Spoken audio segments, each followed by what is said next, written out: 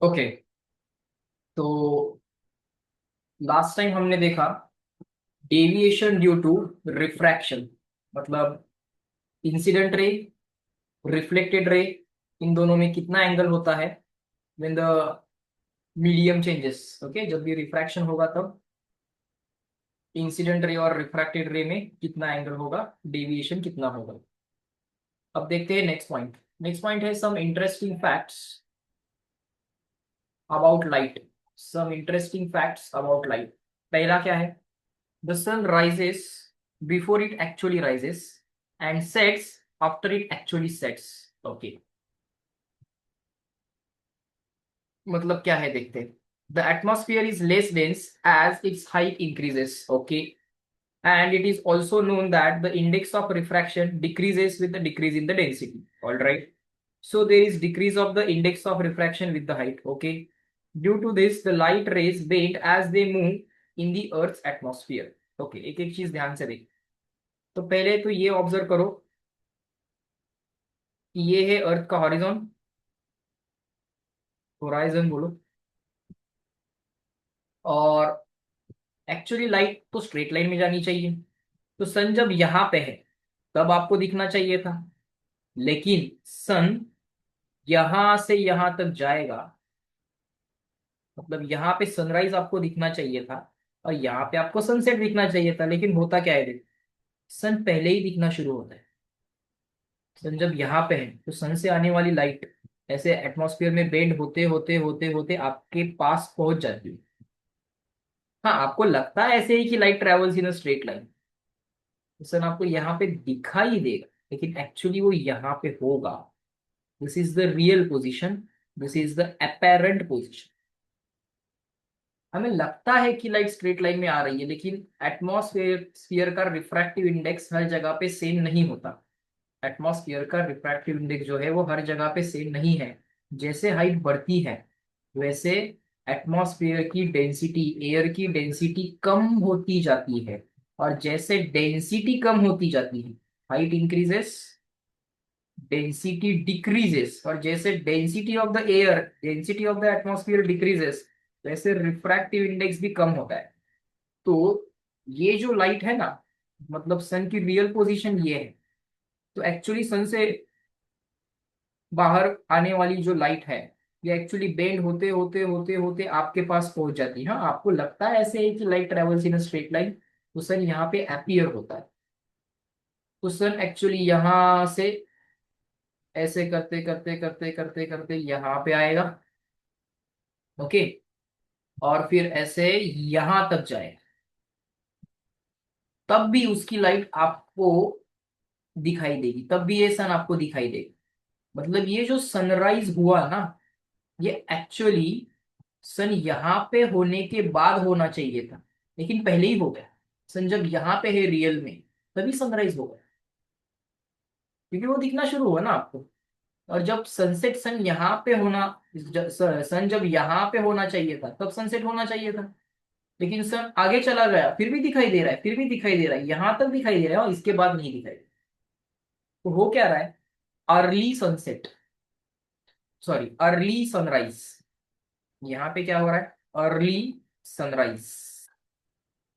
यहाँ पे हो रहा है अर्ली सनराइज। और यहाँ पे क्या हो रहा है? Delayed sunset. Delayed sunset. ठीक है। ये क्यों हो रहा है? Due to bending of light, due to refraction. ठीक है। नेक्स्ट इंटरेस्टिंग फैक्ट क्या है देखते हैं। नेक्स्ट इंटरेस्टिंग फैक्ट है the sun is oval shape at the time of its rise and set. During the sunrise और द सनसेट हमें sun थोड़ा ओवल शेप दिखता है। क्यों? परफेक्ट सर्कल या फिर परफेक्ट स्फीयर क्यों नजर नहीं आता? देखना चाहिए तो परफेक्ट सर्कल ही दिखना चाहिए। लेकिन ये इलिप्स जैसे क्यों दिखता है? चेक करते हैं। The rays diverging from the lower edge of the sun have to cover greater thickness of the air than the rays from the upper edge. Okay. Hence, the former are refracted more than the latter. And so the vertical diameter of the sun appears to be little shorter than the horizontal diameter which remains unchanged. अब ध्यान से देखो, होता क्या है। अगर ये सन है, परफेक्ट सर्कल, परफेक्ट सर्कल, ये सन है, और आप यहाँ पे हो, हम्म, जो लोअर पोर्शन ऑफ द सन है, ये, इसको दिखाना कैसे चाहिए, सन यहाँ पे है सपोज, ये है सन, और ये है अर्थ, हम्म, और आप यहाँ पे हो। तो देखो, ये जो ड्यूरिंग द सनराइज या फिर सनसेट डायग्राम निकालनी है ना, ड्यूरिंग सनराइज या फिर ड्यूरिंग सनसेट, तो सन तो यहाँ पे है। ये जो सन के लोअर पोर्शन से आने वाले रेज है ना, इनको एटमॉस्फेयर का बहुत ज्यादा हिस्सा कवर करना पड़ता है, एटमॉस्फेयर में वो ज्यादा लेंथ ट्रेवल करते हैं then this upper portion, then this upper portion. तो होता क्या है, ये जो अपर पोर्शन है इसका बेंडिंग कम होता है, और ये जो लोअर पोर्शन है इसका बेंडिंग बहुत ज्यादा होता है। तो सपोज ये वर्टिकल हाइट h है, तो रिफ्रैक्शन के बाद हमें लगता है कि अपर पोर्शन यहाँ पे है, और रिफ्रैक्शन के बाद लगता है कि लोअर पोर्शन यहाँ पे है। तो ये जो वर्टिकल हाइट है ना, वर्टिकल डायमीटर जो h होना चाहिए था, वो अब थोड़ा सा स्मॉल होता है, उसको बोलेंगे हम h डैश। हाँ, ये जो हॉरिजॉन्टल डायमीटर है, ये जो हॉरिजॉन्टल डायमीटर है, वो इक्वल डिस्टेंस से एटमॉस्फेयर में ट्रेवल करेगा, हॉरिजॉन्टल के डायमीटर के अपोजिट पॉइंट जो है, ये दोनों इक्वल ही डिस्टेंस ट्रेवल करेंगे एटमॉस्फेयर में, तो इसमें कोई चेंज नहीं होगा। तो सन क्या होगा, उसका जो वर्टिकल डायमीटर है वो थोड़ा सा कम हो जाएगा, हॉरिजॉन्टल जितना है उतना ही रहेगा, तो सन हमें थोड़ा ओवल शेप नजर आएगा। हम्म अगर यहाँ पे अगर देखा जाए तो सन के लोअर पोर्शन से बाहर निकलने वाले जो रेज है, इनको ज्यादा डिस्टेंस ट्रेवल करना पड़ता है देन दी अपर पोर्शन से बाहर निकलने वाले। तो इस कारण क्या होता है, ये जो वर्टिकल डायमीटर है ये थोड़ा सा शॉर्टन हो जाता है, हॉरिजॉन्टल उतना ही रहता है। तो इसीलिए सन थोड़ा हमें ओवल शेप दिखता है, ये भी इफेक्ट ऑफ रिफ्रैक्शन ही। नेक्स्ट पॉइंट है number 3, the stars twinkle but not the planets. Okay, ये क्यों होता है, ट्विंकलिंग ऑफ स्टार्स पॉसिबल है लेकिन प्लैनेट्स का ट्विंकलिंग पॉसिबल नहीं है, ऐसे क्यों होता है देखते हैं। Because stars are so far away, they appear as a point sources of light, okay, while the planets are close and they appear as the small disks, okay, बहुत क्लोज होने के कारण वो डिस्क जैसे, मतलब स्टार होगा तो वो पॉइंट ऑब्जेक्ट दिखेगा, लेकिन प्लैनेट होगा तो वो एक डिस्क जैसे दिखेगा। The refractive index of the atmosphere fluctuates by small amounts due to various reasons. Okay, this causes slight variation in bending of the light, due to which the apparent position of the stars also changes. Okay, this produces the effect of twinkling. For closer planets, this turbulence is cancelled out because of light coming from the wider area. So effects from the different points of the disk average out to the steady brightness. अब ध्यान से देखिए, stars जो है वो अर्थ से बहुत ज्यादा दूरी पे है, तो वो एक पॉइंट ऑब्जेक्ट की तरह नजर आएगा, स्टार जो होगा वो पॉइंट ऑब्जेक्ट की तरह नजर आएगा। अब ये स्टार है, यहाँ पे अर्थ है, अर्थ का एटमॉस्फेयर भी है, ये अर्थ का एटमॉस्फेयर जो है इसका रिफ्रैक्टिव इंडेक्स फिक्स नहीं है, बहुत सारे रीजंस के कारण अर्थ का एटमॉस्फेयर का रिफ्रैक्टिव इंडेक्स चेंज होता रहता है। तो उसके कारण होता क्या है, उसके कारण जो स्टार की पोजीशन है, तो कभी आपको यहाँ पे नजर आएगी, कभी यहाँ पे नजर आएगी, कभी यहाँ पे नजर आएगी, कभी यहाँ पे नजर आएगी, तो स्टार अपनी पोजीशन चेंज करता हुआ आपको नजर आएगा। दूसरी चीज ये भी, स्टार स्टार से जो लाइट आपकी तरफ आ रही है उसकी ब्राइटनेस भी कम ज्यादा होती हुई नजर आएगी। लेकिन ये जो प्लैनेट्स होते हैं ये कंपैरेटिवली क्लोज होते हैं, और ये पॉइंट सोर्स की तरह नहीं लिए जा सकते, ये एक डिस्क जैसे हमें नजर आएंगे, एक सर्कल जैसे, एक डिस्क जैसे हमें नजर आएंगे, जिस डिस्क में बहुत सारे पॉइंट सोर्सेस को आप कंसिडर कर सकते हो। तो ये पॉइंट सोर्स की position, because of change in refractive index, इस पॉइंट सोर्स को आप यहाँ पे देखोगे, इस पॉइंट सोर्स को यहाँ पे देखोगे, इस पॉइंट सोर्स को यहाँ पे देखोगे, तो होता क्या है, इफेक्टिवली इस डिस्क में जो n number of point sources है ये भी अपनी जगह बदलते रहते हैं, लेकिन इफेक्टिवली क्या होता है कि इन सबका इफेक्ट कैंसल आउट हो जाता है। मतलब ये सोर्स यहाँ पे दिख रहा है, ये सोर्स यहाँ पे दिख रहा है, तो ओवरऑल डिस्क आपको कहीं मूव होती हुई नजर नहीं आएगी। लेकिन यहाँ पे क्या है, स्टार खुद ही एक पॉइंट ऑब्जेक्ट की तरह नजर आए, तो ये पॉइंट यहाँ पे शिफ्ट हुआ तो आपको लगता है कि स्टार ने अपनी पोजीशन चेंज की, यहाँ पे भी पोजीशन चेंज की, यहाँ पे भी पोजीशन चेंज की। लेकिन इसमें जो N number of point objects है, ये पोजीशन चेंज भी करेंगे ना तो भी इफेक्टिवली डिस्क वहीं पे रहेगी।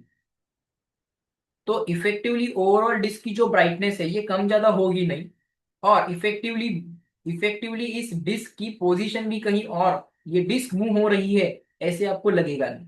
तो से स्टार्स की जो अपेरेंट पोजीशन है वो थोड़ी थोड़ी चेंज होती हुई दिखेगी। प्लस स्टार से जो आपके तरफ लाइट आ रही है उस लाइट की इंटेंसिटी भी कम ज्यादा होती हुई आपको दिखेगी।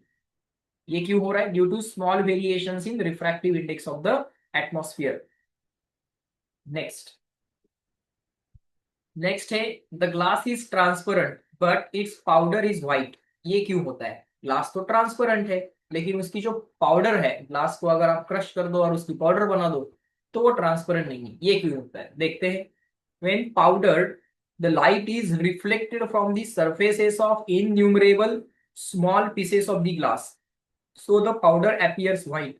The glass transmits most of the incident light and reflects very little, and hence it appears transparent. तो सपोज ये अगर हमने ग्लास ले ली, इसके पीछे अगर कोई ऑब्जेक्ट है, तो इससे बाहर आने वाली लाइट जब ग्लास पे गिरेगी तब कुछ पार्ट रिफ्लेक्ट होना चाहिए, कुछ पार्ट ट्रांसमिट होना चाहिए। तो glass most of the part transmit कर देती है, इसलिए ऑब्वियसली हम उसको ट्रांसपेरेंट बोलेंगे। ये रिफ्लेक्शन का पोर्शन जो है, रिफ्लेक्टेड अमाउंट जो है वो बहुत कम है, इसलिए ग्लास हमें ट्रांसपेरेंट दिखाई देती है। लेकिन जैसे ही इस ग्लास को हम पाउडर फॉर्म में करेंगे, उसको क्रश करके उसको पाउडर फॉर्म में करेंगे, तो यहाँ पे कोई सोर्स है तो इससे गुजरने वाली जो लाइट है, यहाँ पे छोटे छोटे ऑब्जेक्ट्स जो है, छोटे छोटे ग्लास के जो पार्टिकल्स है, उनसे लाइट क्या हो जाएगी, रिफ्लेक्ट होना शुरू हो जाएगी। तो इस कारण ग्लास के पाउडर को हम ट्रांसपेरेंट नहीं बोलेंगे। मतलब ट्रांसपेरेंट एंड नॉन ट्रांसपेरेंट बोलना किसको है? जो भी ऑब्जेक्ट लाइट को ट्रांसमिट कर रहा है एंड रिफ्लेक्ट कम कर रहा है उसको अपन ट्रांसपेरेंट बोलेंगे, और जो लाइट को रिफ्लेक्ट ज्यादा कर रहा है, most of the light if it is getting reflected, हम उसको नॉन ट्रांसपेरेंट या फिर ओपेक बोलेंगे। नेक्स्ट, ग्रीस्ड ऑयल और ऑयल्ड पेपर, सॉरी मैंने कुछ गलत पढ़ा पढ़ा ग्रीस्ड और oiled paper is transparent but simple paper is white. अगर हमने पेपर ले लिया तो ये हमें व्हाइट नजर आता है, क्यों? क्योंकि ये जो पेपर पे इरेग्युलरिटीज है, इसके कारण जो लाइट पेपर पे गिर रही है वो इधर उधर रिफ्लेक्ट हो रही है, बहुत सारे डायरेक्शंस में रिफ्लेक्ट हो रही है ड्यू टू इरेग्युलरिटीज। लेकिन इस पेपर पे आप ऑयल या फिर ग्रीस लगा दोगे ना तो वो इरेग्युलरिटीज थोड़ी कम हो जाएंगी। तो उससे क्या होगा, जब लाइट इस पे गिरेगी, इरेग्युलरिटीज ऑफ द सरफेस अगर कम है तो most of the light transmit की जाएगी और बहुत कम लाइट रिफ्लेक्ट की जाएगी। और जैसे ही लाइट ट्रांसमिट हो सकती है, जैसे ही लाइट ट्रांसमिट होना शुरू हो जाएगी तो हम उसको बोलेंगे object is transparent. Next, N extended water tank appears shallow at the far end. Okay, तो सपोज कि ये एक वाटर टैंक है,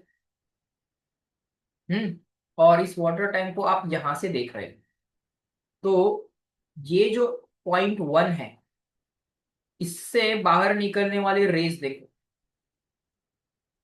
ये वाला आफ्टर रिफ्रैक्शन और ये वाला आफ्टर रिफ्रैक्शन, इन दोनों को अगर आप बैकवर्ड एक्सटेंड करोगे तो रिफ्रैक्टेड रेस यहाँ पे आपको दिख रहा है। तो पॉइंट 1 जो है ये आपको यहाँ पे दिखेगा, मतलब ये जो एक्चुअल डेप्थ है इससे थोड़ी डेप्थ आपको कम मिलेगी। थोड़ा और दूर जाएंगे ना तो ये है पॉइंट 2, इससे निकलने वाले रेस देखो यहाँ पे आफ्टर रिफ्रैक्शन, और दूसरा रे देखो, कोई भी दो रेज ले लो, दूसरा रे आपको यहाँ पे मिलेगा। इन दोनों रेस को अगर आप बैकवर्ड एक्सटेंड करोगे तो ये यहाँ पे इंटरसेक्ट होंगे, तो ये जो पॉइंट 2 है, ये एक्चुअली में यहाँ पे है लेकिन दिखाई यहाँ पे दे रहा है। तो इसकी जो डेप्थ है, ऐसे लगता है कि डेप्थ कम हो रही। तो ये जो अपेरेंट डेप्थ है, ये कम लगती है। जैसे ही इसको हम नियर एंड बोलेंगे और इसको हम फार एंड बोलेंगे, जितना हम फार एंड का पॉइंट देखेंगे उतना वो ऊपर उठा ही दिखाई देगा। मतलब वहां पे डेप्थ आपको कम दिखाई देगी। मतलब इस पॉइंट 3 को अगर आप देखोगे तो इससे निकलने वाले रेस को आप ट्रेस करोगे तो ये पॉइंट 3 आपको यहाँ पे दिखाई देगा। तो डेप्थ और थोड़ी कम दिखाई देगी। एक्चुअल डेप्थ तो ज्यादा है, लेकिन जो आपको अपियर हो रही है वो बहुत कम है। ठीक है। तो ये हो रहा है क्योंकि रिफ्रैक्शन। जब लाइट वाटर से बाहर आएगी तो बेंड होगी अवे फ्रॉम द नॉर्मल। तो ये जो रिफ्रैक्टेड रेज है, इनको बैकवर्ड एक्सटेंड करके इंटरसेक्ट करके देखो तो रिलेटिव पोजीशन यहाँ पे मिलेगी। मतलब इमेज यहाँ पे मिलेगी, ऑब्जेक्ट यहाँ पे है। हम्म। ये जो रिफ्रैक्टेड रेज है, इन रिफ्रैक्टेड रेज का इंटरसेक्शन मतलब इमेज। तो ये डिस्टेंस आपको कम नजर आता है, एक्चुअल में डिस्टेंस ज्यादा है। तो ये आपको शैलो नजर आता है, थोड़ा कम डेप्थ में नजर आता है।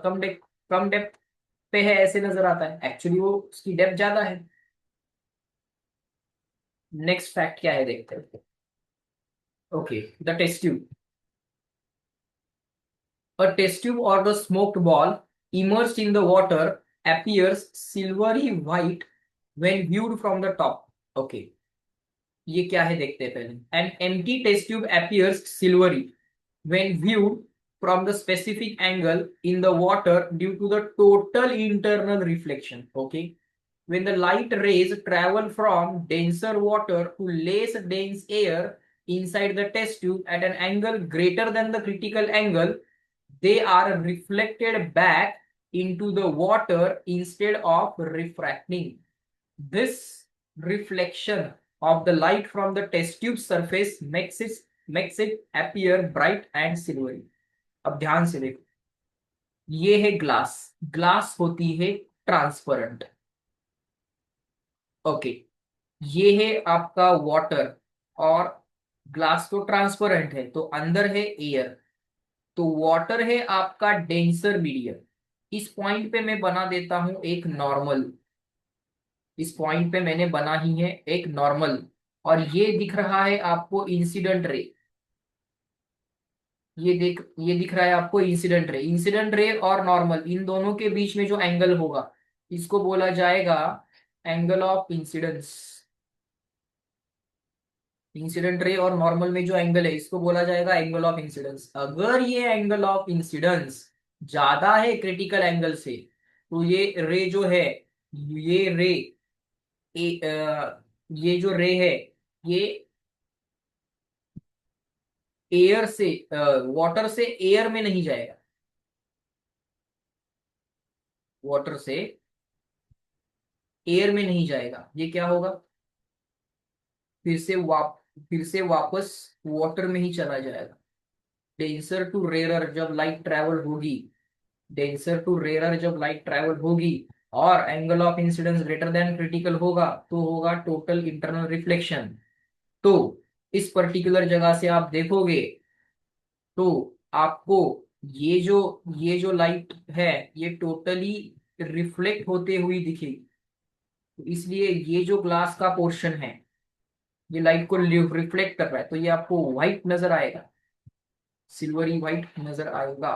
This is happening because most of the light is getting reflected from this surface. ठीक है, इसलिए टेस्ट ट्यूब आपको सिल्वरी व्हाइट या फिर व्हाइट नजर आती है। लेकिन उसके लिए ये कंडीशन सेटिस्फाई होनी चाहिए, कौन सी, ये जो नॉर्मल है और ये जो इंसिडेंट रे है इनमें जो एंगल है ये एंगल क्रिटिकल एंगल से ज्यादा होना चाहिए। क्या है critical angle for air and water. Air water के लिए क्रिटिकल एंगल है 48.75 डिग्री। पॉसिबल हुआ तो याद रखो। Next, mirage. It is an optical illusion created due to the phenomenon of the total internal reflection. This is seen in the hot region. In hot area like deserts, the surface of the earth is very hot. So air in the lower region of the atmosphere is hot as compared to that air in the higher region. Okay. This results in variation of the density with the height and density increases as we go up. Okay. In this situation, the atmosphere can be assumed to be made up of large number of thin layers of the air. Okay. ये चीज पहले समझ लेते हैं। Hot reason जो होगा, जैसे कि कोई डेजर्ट है, तो डेजर्ट डेजर्ट सरफेस के ऊपर जो एयर है, लोअर पोर्शन में जो एयर है, लोअर पोर्शन में जो एयर है, वो कंपैरेटिवली हायर टेम्परेचर पे होगी, लोअर पोर्शन पे। और हायर रीजन जो होगा, हाइट पे जो एयर का लेयर हम कंसिडर करेंगे, वहां पे एयर की जो जो जो टेम्परेचर है, यहाँ पे जो एयर का टेम्परेचर है, ये कंपैरेटिवली कम होगा। ठीक है। आगे क्या बोला है? This results in the variation of density with the height, the density increases as we go up. अब ये जो हॉट एयर है, ये कंपैरेटिवली होती है लेस डेंस, और ये जो कोल्ड एयर होती है, ये कंपैरेटिवली होती है मोर डेंस। कंपैरेटिवली मोर डेंस होती है। और आपको तो पता है कि it is observe that more density can be accounted for more refractive index, and less density मतलब नीचे वाले पोर्शन में होगा आपका लेस रिफ्रैक्टिव इंडेक्स। ठीक है। तो ये डेंसिटी का वेरिएशन हो रहा है, ध्यान में रखो। लोअर वाले पोर्शन में टेम्परेचर ज्यादा है, इस कारण डेंसिटी लेस है, डेंसिटी लेस है, इस कारण रिफ्रैक्टिव इंडेक्स लेस है। ओके, अब आगे। The beam of light starting from the object say the tree and travelling downwards finds itself going from the denser to rarer medium. Therefore, its angle of incidence goes on increasing gradually until it surpasses the critical angle and gets reflected back due to the total internal reflection. A virtual image of the object is seen, thus giving an illusion for the presence of the water, which is actually not there. Okay, तो ये वाला paragraph explain करेंगे। बस याद रखो कि नीचे वाला जो एयर का पोर्शन है वो लेस डेंस। चलो, ये है अपना सरफेस, यहाँ पे है हाई टेम्परेचर, लो डेंसिटी और लो रिफ्रैक्टिव इंडेक्स। ठीक है। यहाँ पे है एक ट्री जिसकी इमेज हमें देखनी है। ठीक है।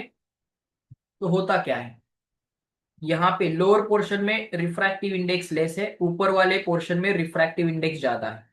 तो कोई रे ऑफ लाइट अगर ऐसे निकल के आ रहा है, तो ऊपर वाला पोर्शन, यहाँ पे रिफ्रैक्टिव इंडेक्स ज्यादा है। अर्थ के एटमॉस्फेयर को लेयर्स में डिवाइड करो, तो ऊपर वाले लेयर में ऊपर वाला लेयर डेंसर है। डेंसर टू रेयर जाओगे तो बेंडिंग होना चाहिए अवे फ्रॉम द नॉर्मल। तो ये bending away from the normal, away from the normal, away from the normal ऐसे होता रहता है तब तक, जब तक ये angle of incidence critical angle से ज्यादा नहीं होता तब तक। उसके बाद ये फिर से डेंसर में ही वापस चला। यहाँ पे एक पॉइंट पे, एक लेयर पे ये डेंसर में फिर से वापस आएगा, फिर इसकी जर्नी उल्टी शुरू हो जाएगी, रेयर टू डेंसर। तो उसका bending away from the normal होना शुरू हो जाएगा। तो ये है आपका रिफ्रैक्टेड रे। अब इसको आप ट्रेस बैक करोगे, लाइट, अब हमें ऐसे लगता है ना कि light travels in a straight line, तो इसको आप ट्रेस बैक करो तो ये यहाँ पे नजर आएगा ऐसे। तो आपको अगर पेड़ की इमेज उल्टी दिखाई देगी, इन्वर्टेड दिखाई देगी, तो आपको ऐसे लगेगा कि यहाँ पे पानी है। ठीक है। तो पहले लाइट ट्रैवल करना शुरू करेगी डेंसर टू रेयरर, तो बेंडिंग अवे फ्रॉम नॉर्मल होता जाएगा तब तक जब तक ये angle of incidence critical angle तक नहीं पहुंचता। जैसे ही ये angle of incidence critical angle तक पहुंच जाएगा, वैसे वो डेंसर में ही रिफ्लेक्ट हो जाएगा, और उसके बाद लाइट की उल्टी जर्नी मतलब रेयर टू डेंसर शुरू हो जाएगी, और लाइट फिर से ऊपर जाना शुरू करेगी। और जब आप लाइट को यहाँ पे देखोगे, यहाँ से ऑब्जर्व करोगे और इसको ट्रेस बैक करोगे, तो ऐसे लगेगा कि लाइट यहाँ से आ रही है, एक्चुअली यहाँ से आ रही है। लेकिन एक परसेप्शन है हमारा कि light travels in straight line, से इसको बैकवर्ड एक्सटेंड करेंगे तो लगेगा कि लाइट यहाँ से आ रही है। तो आपको पेड़ उल्टा दिखाई देगा, पेड़ उल्टा दिखाई देगा मतलब पेड़ के नीचे यहाँ पे कोई वाटर का सोर्स है, ऐसे लगेगा। इसी को हमने मिराज बोला है। ओके, नेक्स्ट पॉइंट क्या है देखते हैं। नेक्स्ट इंटरेस्टिंग इफेक्ट क्या है देखते हैं। ये देखो यहाँ पे इंसान उल्टा दिखाई दे रहा है, पेड़ उल्टा दिखाई दे रहा था जैसे, वैसे ही यहाँ पे इंसान उल्टा दिखाई दे रहा है, तो यहाँ पे लगेगा कि कोई वाटर का सोर्स। नेक्स्ट नेक्स्ट पॉइंट है लूमिंग। ये एग्जैक्टली मिराज के उल्टा है। क्या है देखो, लूमिंग क्या होता है। This effect occurs when the density of the air decreases more rapidly with increase in the height than it does under the normal conditions. Okay, this situation sometimes happens in the cold regions, particularly in the vicinity of the cold surface of the sea or the lake. The light rays starting from the source S are curved downwards, and on entering the eye, the rays appear to come from S dash, thus giving the impression that the ship is floating in the air. ध्यान से देखो होता क्या है।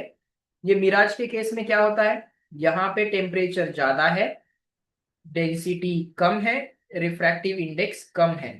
लेकिन यहाँ पे उल्टा होता है, ये कोल्ड रीजन में होता है ना, तो लोअर सरफेस कोल्ड है, कंपैरेटिवली बहुत कोल्ड है। यहाँ पे डेंसिटी ज्यादा है, यहाँ पे डेंसिटी ज्यादा है, तो यहाँ पे रिफ्रैक्टिव इंडेक्स भी ज्यादा है, तो लोअर पोर्शन में रिफ्रैक्टिव इंडेक्स बहुत ज्यादा है। तो कोई शिप है, जो पानी के सरफेस पे सपोज की तैर रही है, तो इससे निकलने वाला जो भी रे ऑफ लाइट है, ये हायर रिफ्रैक्टिव इंडेक्स से लोअर रिफ्रैक्टिव इंडेक्स में जा रहा है। तो क्या होगा, हायर रिफ्रैक्टिव इंडेक्स से लोअर रिफ्रैक्टिव इंडेक्स में जाएगा, तो bending away from normal, away from normal, away from normal, away from normal होता जाएगा तब तक जब तक एंगल ये जो एंगल ऑफ इंसिडेंस ये क्रिटिकल एंगल के ऊपर या फिर क्रिटिकल एंगल जितना नहीं बन जाता, उसके बाद ये reflected back to denser medium होगा।